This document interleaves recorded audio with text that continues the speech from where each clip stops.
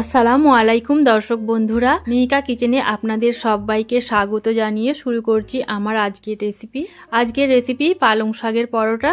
খেতে খুবই ভালো লাগে, আর বাচ্চারা যেহেতু শাকসবজি খেতে পছন্দ করে না, তো আপনারা এইভাবে কিন্তু পালং শাকের পরোটা বানিয়ে দিতে পারেন, তারা কিন্তু খুবই মজা করে খেয়ে নেবে।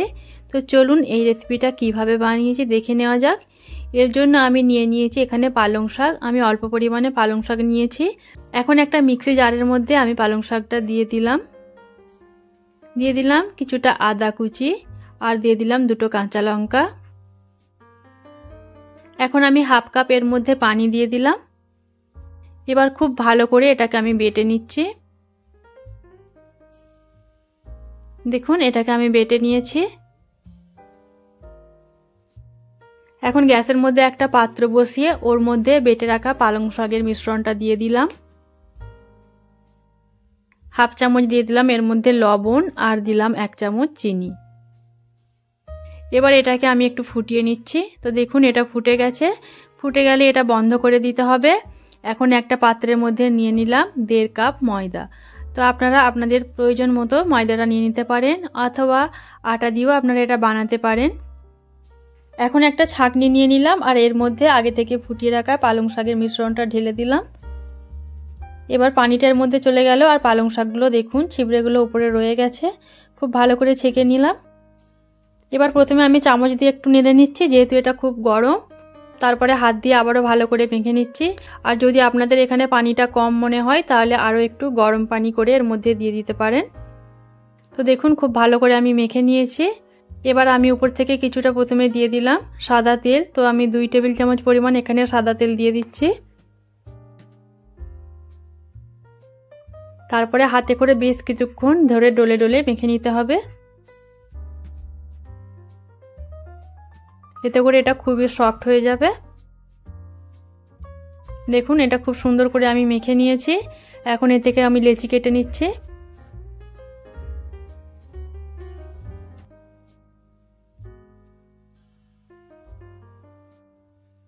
তো আমি এখানে 5টা লেচি কেটে নিয়েছি।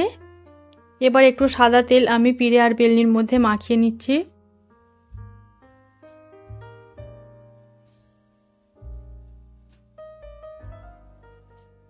তারপরে একটা লেচি নিয়ে পাতলা করে একটা রুটি বেলে নিতে হবে।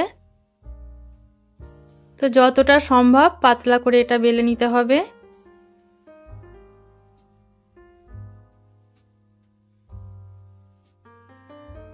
আর এইভাবে অবশ্যই একবার পালং শাকের পরোটা বানিয়ে দেখবেন, খেতে কিন্তু খুবই ভালো লাগে।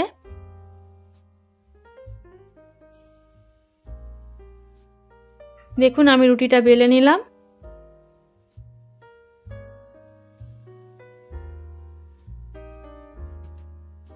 এবার উপর থেকে প্রথমে একটু সাদা তেল দিয়ে দিচ্ছি। তেলটা দিয়ে খুব ভালো করে হাত দিয়ে একটু মেখে নিচ্ছি। তারপর আমি শুকনো কর্নফ্লাওয়ার নিয়েছি, আর উপর থেকে একটু ছিটিয়ে দিচ্ছি। আপনাদের কাছে কর্নফ্লাওয়ার না থাকলে আপনারা ময়দাও দিতে পারেন। শুকনো ময়দা উপর থেকে একটু দিয়ে দেবেন। এবার হাত দিয়ে খুব ভালো করে একটু মাখিয়ে নিলাম। তারপরে দেখুন কিভাবে আমি ভাঁজ করে নিচ্ছি।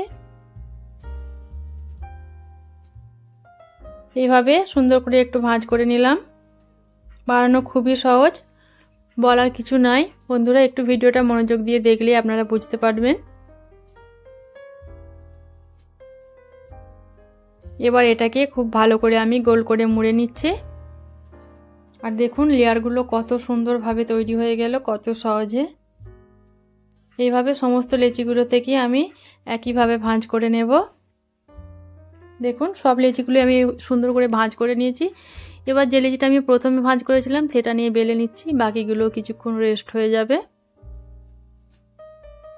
আর দেখুন কতটা সুন্দর লেয়ার হয়েছে, লেয়ারগুলো কিন্তু পুরো বোঝা যাচ্ছে।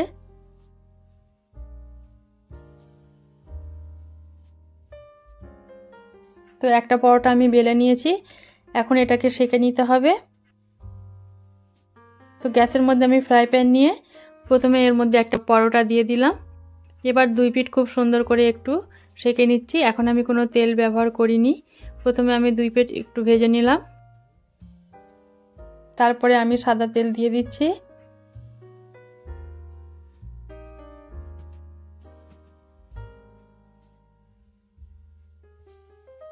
তেল দেওয়ার পর আবারও আমি 2 পিঠ ভেজে নিলাম। তো এখানেই কিন্তু শেষ নয়, ভেজে নেওয়ার পরেও কিন্তু আরও একটা টিপস আছে, সেটা দেখে নেবেন বন্ধুরা।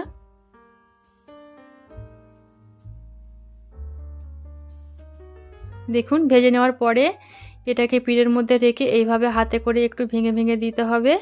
এতে করে লেয়ারগুলো কিন্তু খুব সুন্দরভাবে ছিঁড়ে যাবে আর খেতেও কিন্তু দুর্দান্ত লাগে। দেখুন সমস্ত লেয়ারগুলো কত সুন্দরভাবে ছেড়ে গেছে। তো সমস্ত পরোটাগুলো আমি একইভাবে ভেজে নিয়েছি। আশা করি আপনাদের এই রেসিপিটা খুবই ভালো লেগেছে। ভালো লাগলে লাইক, কমেন্ট, শেয়ার করতে ভুলবেন না। আমার চ্যানেলে নতুন বন্ধু হয়ে থাকলে চ্যানেলটা সাবস্ক্রাইব করে দেবেন।